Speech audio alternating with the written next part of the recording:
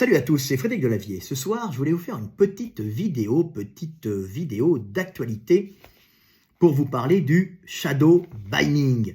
Alors c'est un terme que je ne connaissais pas puisque c'est un terme de jeunes, un anglicisme qui est en rapport avec les réseaux sociaux et la culture des réseaux sociaux, des jeunes en général, mais pas que, puisque les réseaux sociaux sont entrés comme facteur déterminant pour pouvoir régner en politique. Donc à haut niveau, c'est devenu quand même quelque chose d'aussi puissant que les médias. Et puis tout le monde sait que c'est par les réseaux sociaux que Trump avait réussi à se faire élire, alors que ceux qui possédaient les médias, qui étaient ses adversaires, eux n'avaient pas vu l'émergence de l'importance des réseaux sociaux, ce qui bien sûr a été contrebalancé maintenant, le monde avançant en équilibre rectifié. Les ennemis de Trump se sont tout de suite aperçus qu'il fallait posséder les réseaux sociaux et s'impliquer dedans pour éloigner une concurrence politique qui est en vérité une concurrence économique, puisque ce sont des politiques qui défendent chacun des intérêts économiques différents, bien qu'ils disent qu'ils sont pour les États-Unis. Ce sont deux États-Unis qui s'affrontent, ce sont deux puissances internes aux États-Unis plutôt qui vont s'affronter entre Trump, qui représente pas vraiment les républicains, qui représentent quelque chose d'autre, j'en ai déjà parlé, et les démocrates qui ne représentent pas la démocratie, mais plutôt des puissances économiques, souvent affiliées à Wall Street et aux intérêts américains dans le monde. Alors que Trump a une vision américaine plutôt auto-centrée, avec un besoin de vivre, un désir d'une Amérique plus autarcique. Voilà, et avec moins d'influence sur le monde. Bon, ça c'est la petite politique. Donc, je vais vous parler du shadow binding parce que je suis, ce qui est normal d'ailleurs, c'est le monde qui évolue comme ça, je suis shadow bindé. Donc je subis du shadow binding. Alors, la petite définition du shadow binding, c'est le shadow binding également shield binding, ghost binding et comment ghosting, en français bannissement furtif, et dans une communauté en ligne, le blocage en total ou partiel d'un utilisateur ou de sa production, à l'insu de celui-ci. Cela se fait en rendant les interventions de l'utilisateur invisibles et moins visibles pour les autres membres de la communauté, tout en gardant généralement visible pour lui-même, dans l'espoir que l'absence de réaction finira par le lasser l'utilisateur et amener ce dernier à adapter ses publications ou à les réduire, voire carrément à quitter la communauté concernée. Alors, bien sûr, ceci est apparu d'une façon quand même salvatrice sur YouTube, où les haters, donc ceux qui détestent, qui haïssent et qui venaient, vous savez, le problème sur YouTube, c'est qu'on peut discuter dans les commentaires, ce sont des commentaires positifs, mais on peut avoir aussi des haters qui, en général, sont des gens qui n'ont aucune vie, comme on dit, une vie de merde, qui sont des médiocres, des gens moyens, qui n'ont comme possibilité de s'épanouir ou d'avoir l'impression d'avoir une action sur le monde, qu'en salissant ou en démontant des gens. Donc ils vont aller sur des chaînes YouTube, non pas pour essayer de faire progresser les choses, mais pour s'opposer, et pour essayer de détruire, seule chose qu'ils peuvent faire dans un monde où, soit par leur médiocrité, ou soit malheureusement par le système du monde, ils n'ont aucune action, ils ne peuvent pas construire. Donc ces gens-là viennent haïr. Donc le système de YouTube, qui était un très bon système, c'était de faire un shadow binding pour tous ces haters. Le problème, c'est qu'il faut déjà les repérer et avoir déjà ces individus qui viennent haïr. Et quand tu vois qu'ils viennent balancer des mauvais messages, tu les enlèves. Eux croient qu'ils t'ont envoyé le message, mais toi, tu ne les reçois plus et plus personne ne les revoit. Et basta, ça dégage. Ce qui est très bien d'ailleurs, je ne me gêne pas de faire du shadow binding, mais pas pour les gens qui viennent me poser des questions, ou même s'opposer par du factuel et de l'intelligence, ce qui fait progresser les choses, puisque j'ai une chaîne scientifique, Et la science, c'est qu'on émet une théorie et les gens viennent à ce moment-là alors dire « source ». Alors ça, c'est des connards, hein. Les sources, ça c'est du zététicien. On ne te demande pas de dire source, on te demande, si tu veux t'opposer, d'apporter factuellement, d'apporter des éléments factuels pour dire non, ceci n'est pas possible, tel fait, telle recherche ont prouvé que, hein, ou venir justement confirmer ce qu'il dit sur la chaîne en disant effectivement, telle recherche de telle année a fait ça. Ça se passe comme ça, c'est comme ça dans les revues scientifiques, hein. On paye dans une revue scientifique quand on a quelque chose d'important, quand un labo a de l'argent et voit que ça... sa recherche est intéressante, elle va payer la revue scientifique pour d'abord être lue par des pairs, hein, c'est pas des pairs, c'est pas le papa, hein, ou c'est pas des pairs comme mes pères de couilles, c'est des pairs, c'est ceux qui sont de ton niveau, ou des fois supérieurs, ou en tout cas de ton niveau, hein. Alors pour moi ils sont rarement dans mon domaine supérieur, mais ils vont écouter, lire et dire oui, cet article vaut la peine d'être publié pour instruire les gens, mais aussi publié en public pour pouvoir avoir des gens qui vont confirmer ou infirmer par du factuel, hein, et pas du zététicien qui va te dire « source, source, source ». Non, ça ne se passe pas comme ça, la science. La science, c'est « j'émets une théorie ». Si tu n'es pas content, tu ne regardes pas. Mais autrement, si tu la trouves intéressante, bah, tu dis, tu apportes quelque chose ou tu enlèves. Sur YouTube, c'est rarement comme ça, tu as des tarés qui viennent t'insulter. J'ai eu ça avec les zététiciens, des milliers de mecs qui venaient de la chaîne de La Tronche en Biais m'insulter, certains voulant ma mort, alors que je me faisais que m'opposer techniquement au départ du délire qui avait été mis sur la chaîne de La Tronche en Biais, qui avait invité deux uluberlus qui disaient des conneries immenses, hein, qui vont à l'encontre des lois de la physique et de la mécanique et des recherches, hein, scientifiques, et qui disait en plus des choses très dangereuses, hein, surtout sur des positionnements. Ça n'intéresse pas tout le monde, mais c'était des positionnements quand on porte des objets lourds, et ce qu'il disait pouvait entraîner la pratique de pratiques à risque, hein, et entraîner de très graves accidents et même des traumatismes et des handicaps à vie. Donc ça m'avait énervé, je l'avais signalé gentiment au début et on m'avait envoyé chier. Donc j'avais dit c'est pas possible, hein, on dit des choses. C'était une vidéo qui était sur mon compte. Qu'on vienne me contredire, ça ne pose pas de problème. Et ensuite qu'on vienne me blesser les gens pour me contredire, c'était très très très grave. Donc ça, après j'ai eu les zététiciens, donc je me suis permis de shadowbanner tous ceux qui venaient me faire chier, mais j'ai pris conscience qu'on pouvait shadowbanner après, puisque j'avais des mecs qui étaient allés jusqu'à poster 500 messages, hein, des zététiciens postant 500 messages. Donc le shadowban a été magnifique. Où le shadowban devient quelque chose de dangereux, c'est quand il n'est pas fait au niveau du réseau social lui-même, donc par celui qui possède son réseau social, mais où il est fait par le réseau social lui-même qui va limiter plus ou moins la vue de certains contenus. Alors YouTube fait du shadowban, mais ce n'est pas YouTube lui-même qui shadowban, il faut faire très attention, ce n'est pas YouTube le responsable, ce sont des gens au sein de YouTube qui ont du pouvoir. Alors YouTube français par exemple, il y a des gens qui sont au sein de YouTube français et qui vont shadowbanner des chaînes, donc rendre certaines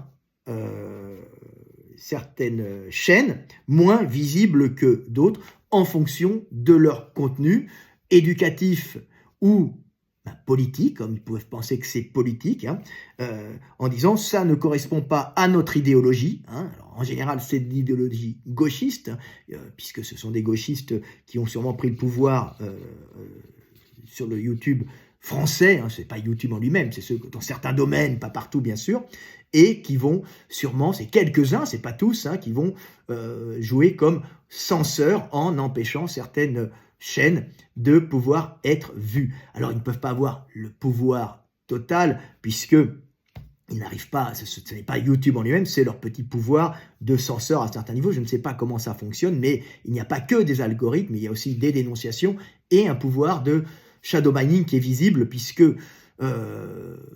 moi-même, je suis shadowbanné et ça s'est vu parce que j'ai beaucoup de relations, et quand je fais des vidéos qui sont même pas sur ma chaîne, comme des vidéos avec Biomécanique Podcast, qui était une vidéo d'enseignement de sociologie, mais d'évolution aussi, donc de biologie sur les relations hommes-femmes, qui ne sont pas du tout des vidéos haineuses, hein, qui sont des vidéos pragmatiques sur l'étude des relations hommes-femmes et de l'apparition des féminismes, hein, et même des incels. Hein. C'est chacun, alors des féminismes, alors il y a le féminisme qui monte, après il y a le féminisme haineux, et il y a aussi en contrepartie un masculinisme haineux qui monte en réaction, non, avec les incels, avec des gens qui se mettent à haïr les femmes comme les femmes haïssent les hommes.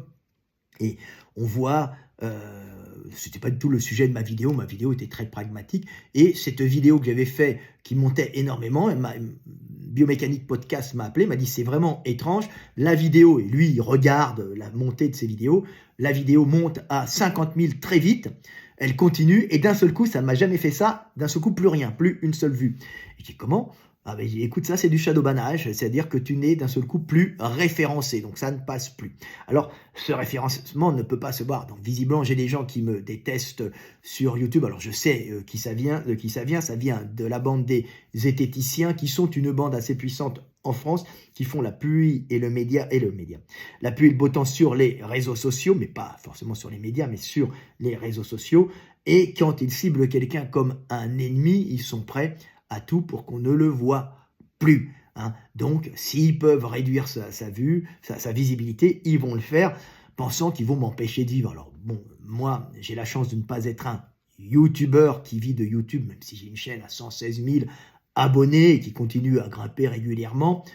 Je ne vis pas avec YouTube, heureusement, ce qui m'empêche de devenir putassier pour avoir des pouces et des vues, et de mendier de la publicité et de mendier des Tipeee, puisque je vis très bien de mes publications grâce à mes livres de biomécanique qui sont la référence mondiale, hein, traduit en 32 langues. Là, je fais un carton aux États-Unis, hein, je fais un carton en Pologne, et je suis une référence en Asie, en Corée, en Chine. Corée, alors la Corée et la Chine, ça marche à fond. C'est marrant, hein, et aussi au Brésil, mais on va dire que États-Unis, Pologne, toute l'Asie, même Thaïlande, en Asie, je monte énormément, et je marche aussi, je suis très bien stabilisé au Brésil, je suis traduit en 32 langues, ça marche dans les pays arabes, mais ce sont des pirates, c'est pas grave, ils n'avaient pas les moyens, on leur laisse.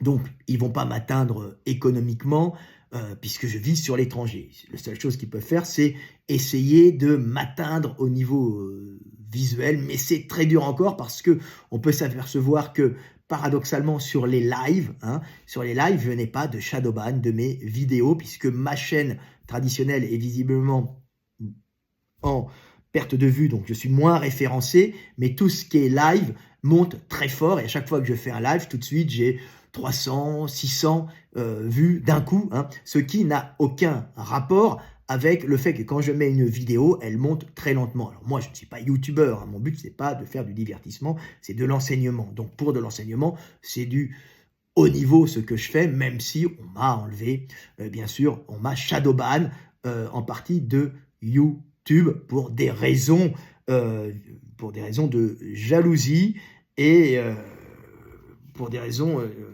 du fait que les zététiciens ont été humiliés parce qu'ils ont essayé de m'attaquer, et comme ils ont eu tort, ça les a gênés. Ils m'ont attaqué sur 3 ou 4 domaines, et sur 3 ou 4 domaines, scientifiquement, ils se sont fait baiser, si vous voulez. Ils ont eu tort, hein, et ils ne savent pas quoi faire. Alors maintenant, ils essayent, ils m'ont dénigré, ils m'ont diffamé sur leur réseau, hein.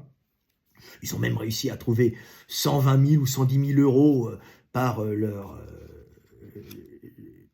litchi, un litchi qui, étrangement, ça a été éprouvé par des chaînes, montait d'une façon pas exponentielle, ça n'a rien, mais permanente, hein, à même rythme, en pleine nuit. Donc, visiblement, la tronche en biais, les esthéticiens ont des types qui font des virements à 3h du matin, au même rythme que des mecs qui en font à 14h. Donc, à 3h, 4h, 5h, 6h du matin, les esthéticiens sont tous sur leurs réseaux sociaux, ce qui est bien sûr une aberration, et qui montre qu'il y a des robots derrière, et que ça, visiblement, était un don, puisque statistiquement, il est impossible qu'ils aient une communauté de noctambules. Ce ne sont pas des tuffeurs, les zététiciens, ce sont plutôt des petits diplômés sans avenir qui se font chier et qui doivent se coucher tôt pour se lever tôt. Donc ça n'a rien à voir, et ou être au chômage et se faire chier, ou pointer dans des boulots qu'ils n'aiment pas, puisque les vrais scientifiques, eux, sont dans les labos et sont souvent rachetés à l'étranger pour se retrouver au Max Planck Institute, en Israël ou Silicon Valley, mais en tout cas, pas forcément en France. Ils y reviennent après quand ils ont fait une carrière, s'ils sont bons, ou ils feront des conférences à la Cité des sciences de la Villette ou au Collège de France. Mais autrement, ils partent à l'étranger, sachant qu'il n'y a souvent aucun avenir en France pour ces pauvres gens. Voilà. Donc voilà, j'ai été, visiblement, je suis Shadowban. Alors, paradoxalement, mes lives marchent très bien parce que les lives doivent être indépendants du référencement des vidéos. Donc, la sonnerie doit sonner chez tous mes abonnés et à ce moment-là, ils y vont, ils regardent, mais le référencement n'y est pas. Donc, c'est du shadowban. Alors, ce n'est pas que moi qui ai shadowbanné, il y en a plein. Puis vous savez très bien que j'ai été shadowban. Alors là, c'est pas shadowban, c'est dégagé par les mêmes de Wikipédia, puisque je suis leader dans mon domaine, donc dans l'enseignement d'anatomie pour les sports dans le monde entier, puisqu'il y a plus de 5 millions de livres. Je suis leader. Je suis vendu à fond en Chine, en Corée, en Thaïlande, même au Japon. Je suis référence dans l'enseignement en Chine, ça fait plaisir, et en Corée. Référence d'enseignement, par exemple, en Pologne. Je marche très très bien, donc je suis la référence dans l'enseignement en Pologne. Je suis une référence aux États-Unis, puisque mon livre est un livre qui se vend énormément aux États-Unis. J'ai vendu plus de 2 millions d'exemplaires aux États-Unis, d'un seul livre, je ne parle pas des autres, d'un seul. Donc c'est une très très bonne vente. Je suis la référence dans l'enseignement d'anatomie. Donc on ne va pas pouvoir me défoncer, je n'ai pas perdre de vue sur les... je vais pas être dégagé des facs ou autres, c'est un dégagement que des réseaux sociaux, et encore qui est difficile puisqu'ils ne peuvent pas m'accuser de quoi que ce soit, puisque je suis quelqu'un d'honnête. Je les ai simplement humiliés, puisque les chaînes... ce sont des petits diplômés, ces chaînes de zététique qui ont un pouvoir de nuisance important, m'ont attaqué, et bien sûr, on fait venir 2 abrutis qui allaient à l'encontre de l'enseignement de la mécanique et des lois physiques, à l'encontre de l'enseignement de la médecine en France, et de l'enseignement de l'orthopédie et de la traumatologie, qui vont à l'encontre de ce qui est promu au ministère de l'Intérieur, au ministère du Travail, puisque la santé est dans le ministère du Travail, c'est médecine du travail, ça joue, et bien sûr du ministère de la médecine. Donc ils se sont fait démolir, malheureusement ne pouvant pas me contrer, ils m'attaquent sur le shadow binding, et comme ils sont puissants, ils attaquent partout comme ça, et c'est une bonne guerre. Ils m'avaient dégagé de Wikipédia parce que j'avais un manque de référencement, paraît-il, j'avais que 2 sorties sur Google, alors qu'en réalité j'en avais 160 000 à mon nom, et si tu mets Strange Training Anatomy, ou tu mets et quand tu mets Strange Training Anatomy pour mes ventes, tu vas passer à 500 000 voire 1 million en fonction de mon travail quand tu mets mes livres, donc ce qui est dans le commerce et ce qui parle de mes livres, sans parler de mon nom, bien sûr de mon enseignement. Donc on passe de 1 million à 2, les mecs, visiblement c'est de la mauvaise foi, me virer de Wikipédia quand tu es le leader du domaine dans le monde. Mais ce qui est très grave, c'est que ça s'appelle du shadow banning, ça, puisque ne pouvant pas t'attaquer en justice, puisque tu es inattaquable, ils ont quand même sorti 120 000 € pour m'attaquer en justice, ils se sont fait débouter, puisque personne, aucun juge ne va s'amuser à poursuivre des enfantillages de la sorte. Madame, il m'a mal parlé, vous savez, c'est à l'école, c'est maîtresse, il m'a craché. Donc attends, il y a des gens qui se font poignarder, il y a des agressions en tout genre, des viols, des accidents de la route terrifiants, avec des gens drogués.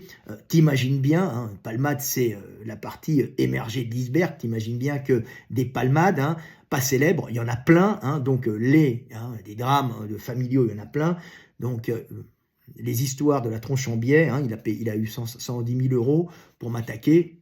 les juges vont le regarder, vont dire mon ami, t'es gentil, mais il y a des choses bien plus graves sur Terre. Donc on va me shadowbanner, comme on m'a shadowbanné de Wikipédia.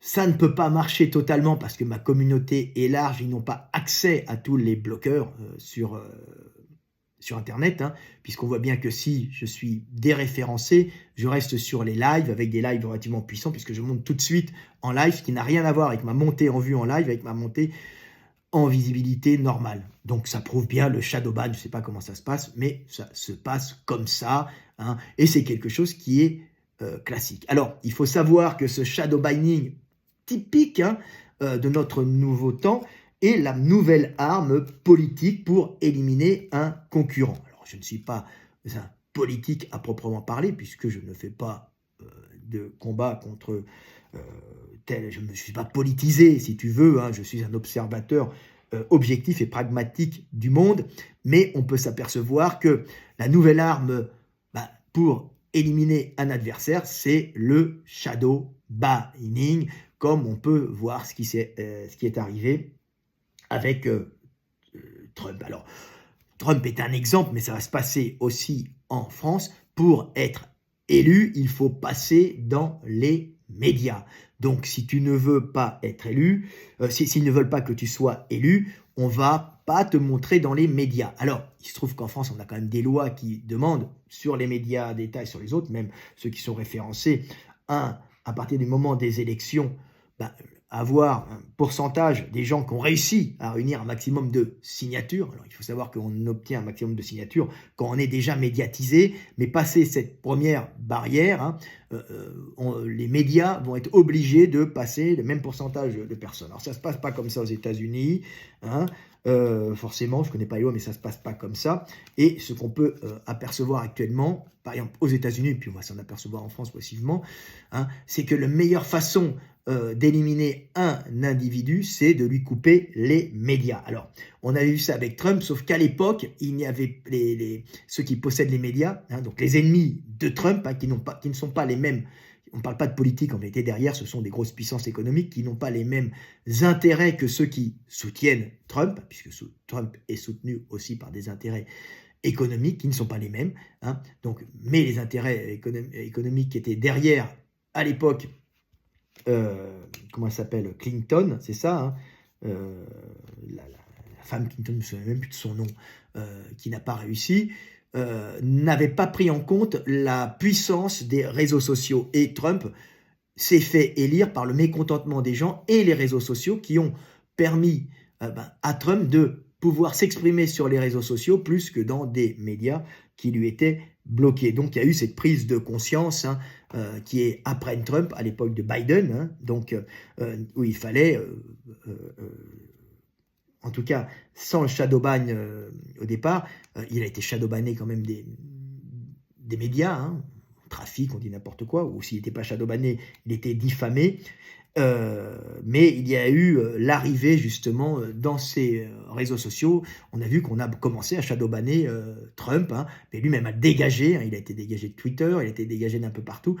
Il ne pouvait pas accéder à la démocratisation de l'expression. Donc il a été bloqué comme concurrent. Alors ces concurrents, c'est des concurrents économiques, puisqu'en vérité, tu as des actionnaires de Wall Street qui sont derrière, des grosses puissances énergétiques qui sont derrière les ennemis de Trump, donc les démocrates, hein, qui ne sont pas plus démocrates que les autres. Hein. Tu n'avais pas vraiment les républicains derrière Trump à l'époque, au début. Hein. Tu as d'autres puissances énergétiques. Alors, évidemment, il a des intérêts, les Russes ont tout intérêt à être pro-Trump, puisqu'ils voulaient un rapatriement de l'économie américaine qui est capable de vivre en autarcie sur le domaine Amérique et Amérique du Sud, hein, pour pouvoir créer une espèce d'Amérique autarcique, hein, qui n'allait plus venir s'imposer comme puissance. On était puissance énergétique, sous le couvert de défendre la démocratie, c'est défendre des intérêts énergétiques. Donc ils voulaient ça, ce n'était pas les intérêts de ceux qui étaient derrière, qui étaient globalement les gros exploitants qui avaient les licences d'exploitation du Moyen-Orient, des pétroles du Moyen-Orient, et des gaz, hein, qui sont des énormes puissances. C'est eux qui ont la technologie, et c'est eux qui ont signé les contrats. Donc voilà, donc c'était des guerres économiques. Il a gagné la première élection, il a perdu la seconde, parce qu'à la seconde, ils ont vu que c'était qu'on pouvait prendre les réseaux sociaux, et on lui a fait tomber sur le dos, malgré son bilan économique positif, tout le Covid. Alors c'était sûrement vu avec les... Maintenant on s'aperçoit progressivement, d'après les dernières recherches, alors là c'est plus du complotisme, puisque c'est les Amériques, c'est l'Amérique, c'est les organismes américains d'État qui commencent à dire que visiblement le Covid est sorti peut-être d'un labo de Wuhan, mais est-ce qu'il est sorti volontairement? Ils ne vont pas le dire, ou involontairement. En tout cas, il y a peut-être des chances que ce soit un virus manipulé. Ce qui est sûr, c'est que s'il est sorti volontairement ou involontairement, par opportunisme, il a été utilisé pour démolir Trump sur les réseaux sociaux. Mais maintenant, on s'aperçoit que pour démolir un politique, ce qui est le plus efficace, ce n'est pas de lutter contre lui et de s'opposer à lui, surtout quand vous n'avez pas d'argument. Quand vous n'avez pas d'argument pour vous opposer à lui, ce que vous allez faire, c'est que si vous maîtrisez les médias, vous avez le shadow ban des médias, et si vous maîtrisez par infiltration ou volontairement, peut-être les médias, les réseaux sociaux, vous allez pouvoir à ce moment-là lui empêcher de la visibilité et l'empêcher de s'exprimer sur ces réseaux sociaux, faisant que ces interventions vont être beaucoup moins vues que les interventions de vos chevaliers politiques qui défendent vos intérêts économiques quand vous êtes des grosses puissances économiques. Donc, on s'aperçoit qu'actuellement, on n'est plus dans une politique où on va attaquer, par exemple, Trump, puisque les médias ont changé, les réseaux sociaux ont évolué, il y a des nouveaux principes, d'ailleurs très bien à la base, de dégager des mecs qui te font chier, mais c'est utilisé politiquement d'une façon assez sournoise pour faire perdre la visibilité sur les gros réseaux sociaux des gens à des politiques qui défendraient peut-être des intérêts qui seraient plus des intérêts pour le peuple, plus que pour des intérêts individuels, plus que des intérêts de puissances qui n'ont rien à voir forcément avec les puissances, avec le peuple. C'est un peu les intérêts du pétrole et des gaz du Moyen-Orient. Si ça aide l'Amérique, c'est peut-être pas celles qui sont les plus intéressantes pour le peuple américain. Alors il se trouve que maintenant, le pétrole gaz de schiste a été en partie racheté, j'ai du coq à l'âne, mais par des puissances, tout ça varie, américaines, et que cette guerre en Ukraine, qui a été activée un peu par les Américains, puisque le fait de pousser les Ukrainiens dans une confrontation économique et politique avec les Russes a entraîné une guerre et un envahissement non démocratique, bien sûr, de l'Ukraine par les Russes, qui poussaient à bout, et on connaît ce qu'est un Russe, a envahi l'Ukraine. Mais au fond de l'histoire, le but n'est pas de lutter. Quand les Américains ont poussé l'Ukraine, ils n'ont peut-être même pas vu que c'était ça. Le but n'était pas de pousser la Russie à envahir, mais surtout de créer des conflits là-bas, et pour faire des blocages économiques et pour ralentir, ils espéraient à mon avis une rentrée dans le Donbass, ils n'ont pas pensé qu'il allait y avoir une attaque totale de l'Ukraine, pour créer en Europe des restrictions contre la Russie, sachant que ces restrictions, ces blocages, ces sanctions contre la Russie allaient avoir comme principale fonction si ce n'est de couler, parce qu'on ne veut jamais couler un individu, ça peut nous servir, on a besoin de vendre des produits, mais de limiter la progression d'un concurrent économique qui est la grande Europe unie. Donc en mettant à genoux, en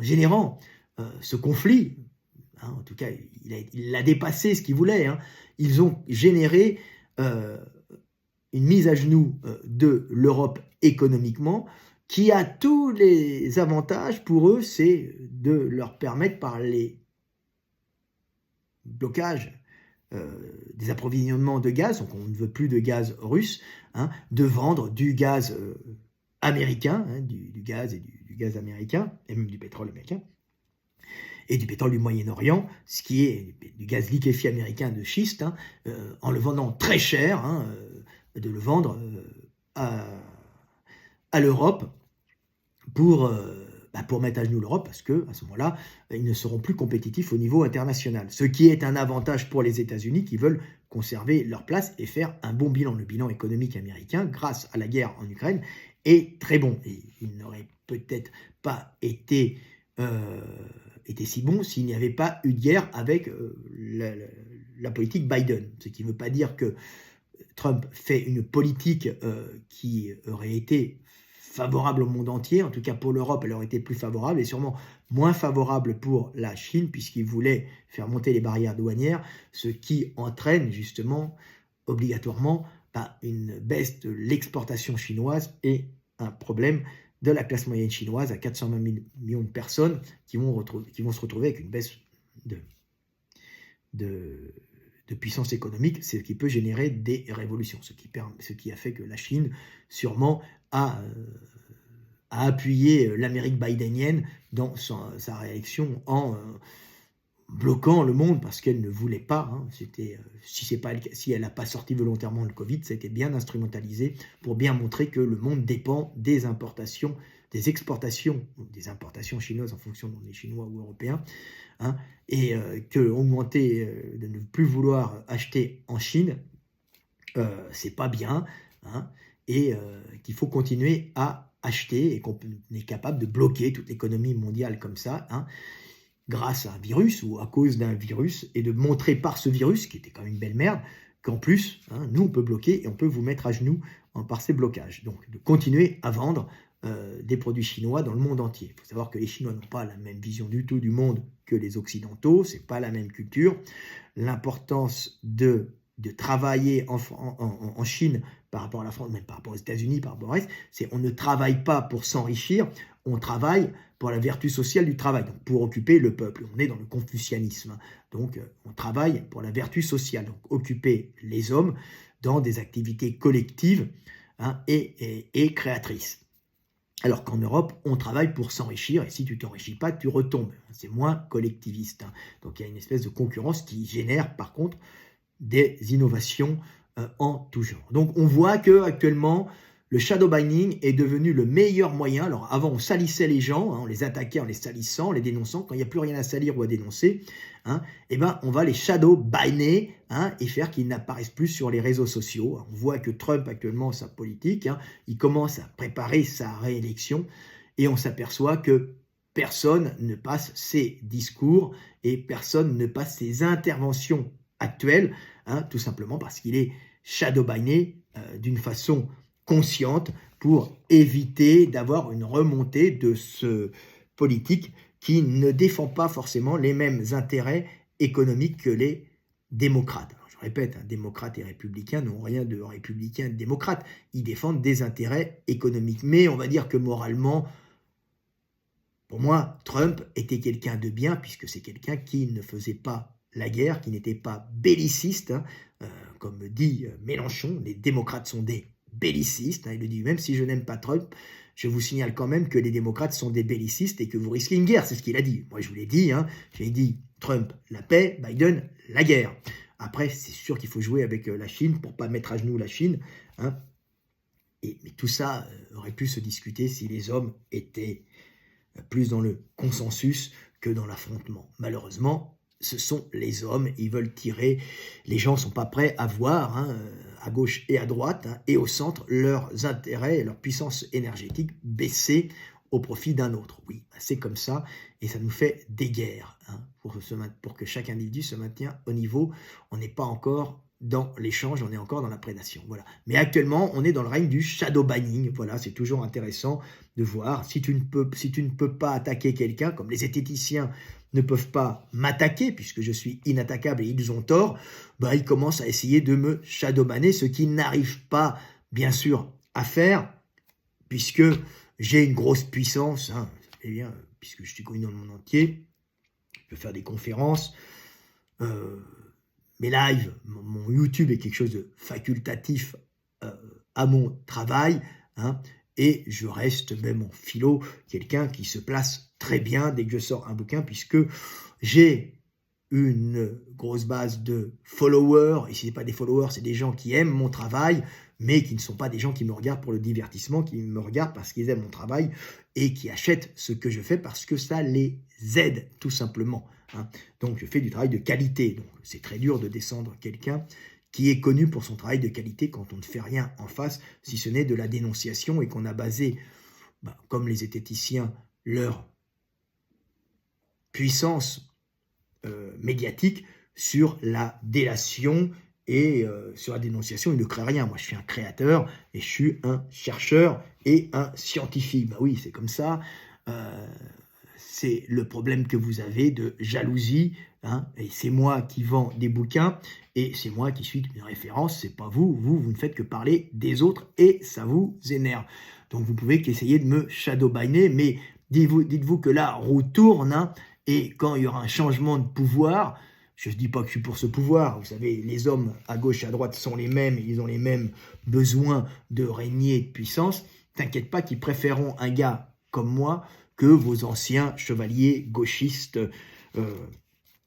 que vous défendiez pour des raisons non pas idéologiques, mais pour des raisons commerciales. Hein. On est souvent de gauche pour avoir la puissance et l'énergie, et pour avoir les médias qui se disent de gauche. C'est bien sûr, c'est comme on le voit avec les chanteurs et les acteurs, ce sont tous des chanteurs engagés et acteurs engagés à gauche, parce que si tu es acteur engagé à droite, tu ne seras pas forcément plus bon, ils sont souvent très médiocres aussi, mais tu ne vas pas passer sur les médias, tu ne vendras pas au peuple moutonnier qui regarde les médias et qui achète ce qu'on lui dit d'acheter, tu ne vendras rien du tout, voilà, c'est ça. Malheureusement, les hommes sont ainsi. Bon, pas moi, l'éveil des consciences, c'est l'éveil des consciences. Pour les hommes de gauche ou de droite, c'est pour les honnêtes hommes et les honnêtes femmes qui veulent apprendre sur la vie. Voilà, vous l'achetez si vous avez envie, si vous n'avez pas envie, vous l'écoutez.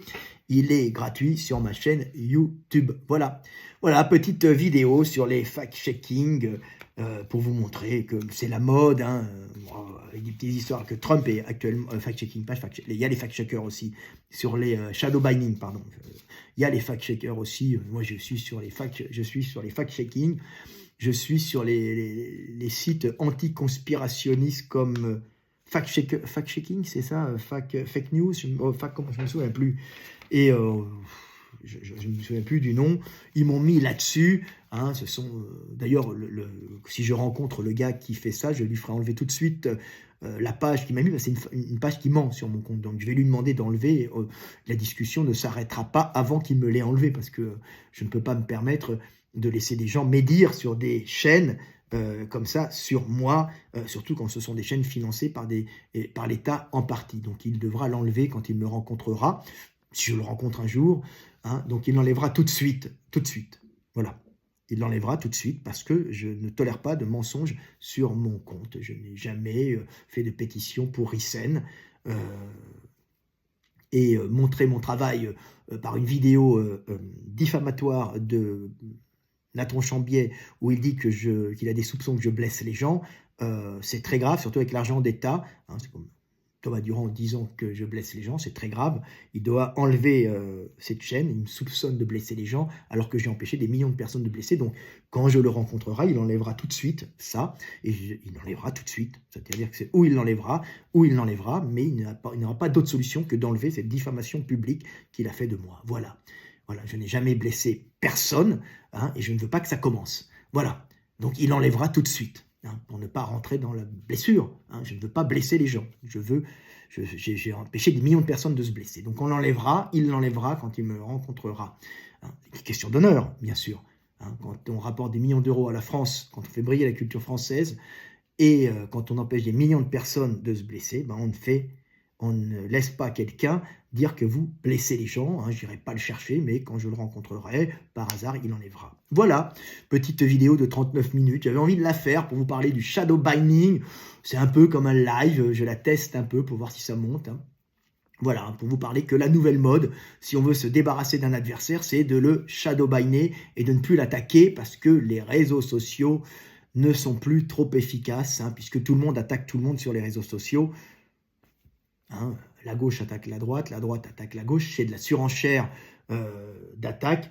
Donc, quand tu possèdes un média et quand tu as accès aux réseaux sociaux, le mieux, c'est de shadowbanner et c'est comme ça que tu te débarrasses le mieux d'un ennemi, que ce soit au niveau des youtubeurs médiocres, hein, comme, comment il s'appelle, il y en avait un qui m'avait fait ça, Psychodélique. Psychodélique est un ami des zététiciens, mais je comprends un peu parce qu'il était fait attaquer par, comment il s'appelle, par, merde, Idriss Aberkan, alors qu'il il avait juste relayé un truc. Hein.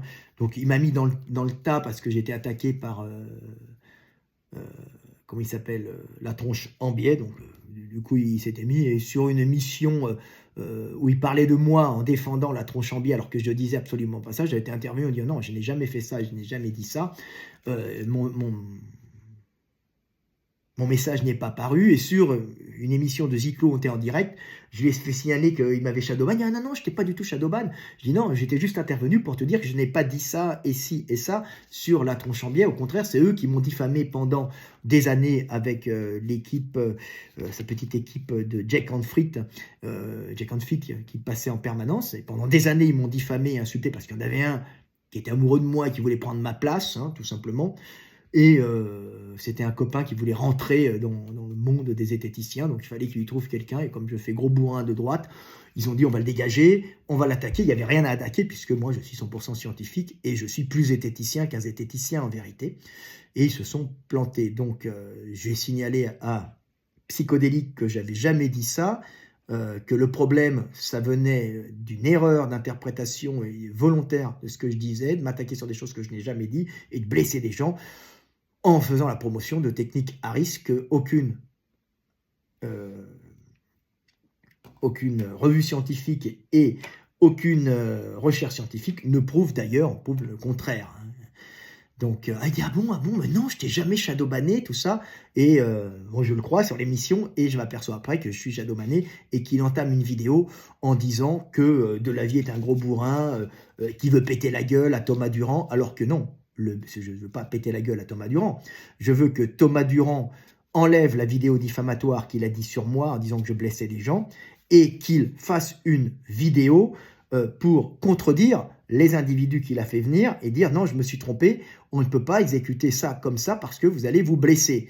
Et ça, c'est humiliant pour lui d'accepter qu'il a tort. Hein. Et donc moi, sur Psychodélique, sur sa vidéo, il a dit Delavier, c'est un gros bourrin qui veut péter la gueule à Thomas Durand et sans dire pourquoi, alors que je ne veux pas péter la gueule, je veux simplement lui dire que tu enlèves ça, je ne péterai pas la gueule, s'il enlève, bien sûr, je ne vais pas lui péter la gueule, enlève la diffamation que tu as mise sur moi, je suis très gentil, moi, et dit que ça, c'est dangereux, et parce qu'il ne faut pas continuer à blesser des gens sur mon dos, hein, pour me nuire, hein, je ne veux pas qu'on blesse des gamins pour me nuire, voilà, tout simplement. Hein. J'aimerais pas, par exemple, hein, c'est long, hein, que voir des dealers, je vais chercher mon fils à l'école, et puis voir des dealers qui, devant tout le monde, vendent de la coke ou autre.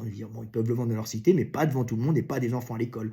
Donc si je ne peux pas avoir accès aux flics, à la police pour qu'ils y aillent, j'irai leur voir, je dis tu vends pas ça devant mon fils, j'irai le voir une fois, deux fois, trois fois, et c'est évident qu'au bout d'un moment, en tant comme bon et juste, il y a de fortes chances que des fois mon instinct animal et primaire puisse partir dans la défense de la vie et des enfants. Voilà. C'était Fred Delavier. Je vous aime et paix sur terre. Le plus important, c'est les petits-enfants, hein, leur survie et qu'ils s'épanouissent. Hein. Nous sommes de passage, nous allons mourir. L'avenir appartient aux petits-enfants, donc il faut se battre pour l'avenir. Il faut se battre pour les petits-enfants du monde entier et pas pour l'argent et le pouvoir, mais pour l'humanité et l'épanouissement des enfants. C'était Fred Delavier, je vous aime et paix sur terre.